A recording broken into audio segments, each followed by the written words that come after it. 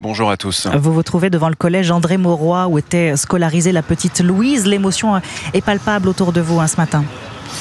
Oui, ambiance très lourde, Fanny, très pesante ici au collège André Mauroy, collège d'à peu près 700 élèves. Et face à moi, il y a toujours ce matin, alors que le jour se lève à peine, toutes ces bougies alignées les unes à côté des autres et qui scintillent devant l'établissement.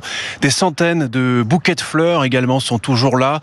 Des petits mots également, repose en paix, Louise. On ne t'oubliera pas, peut-on lire sur l'un d'entre eux. Alors pour l'instant, les élèves ne sont pas encore arrivés, mais selon les informations qu'on a pu me communiquer, beaucoup vont venir accompagner. Depuis le décès de Louise, plus question pour de nombreux parents de laisser leurs enfants venir tout seuls à l'école.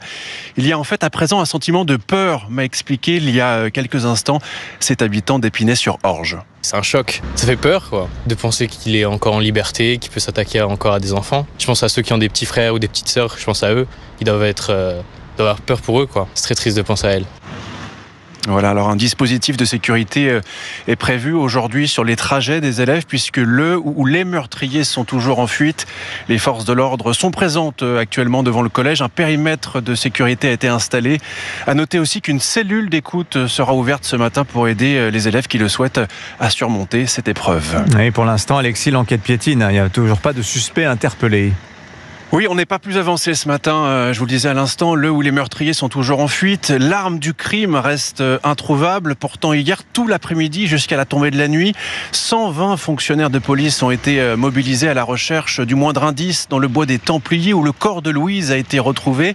Les policiers ont cherché notamment un objet tranchant puisque selon l'autopsie réalisée sur le corps de la fillette, celui-ci a été poignardé à plusieurs reprises, au cou, au thorax.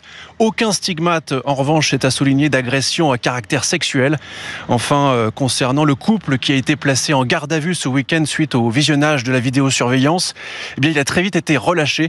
Les enquêteurs évoquent un alibi assez solide et la traque donc va se poursuivre ce lundi. Merci beaucoup Alexis de la Fléchère en direct d'Épinay-sur-Orge en Essonne pour Europe 1.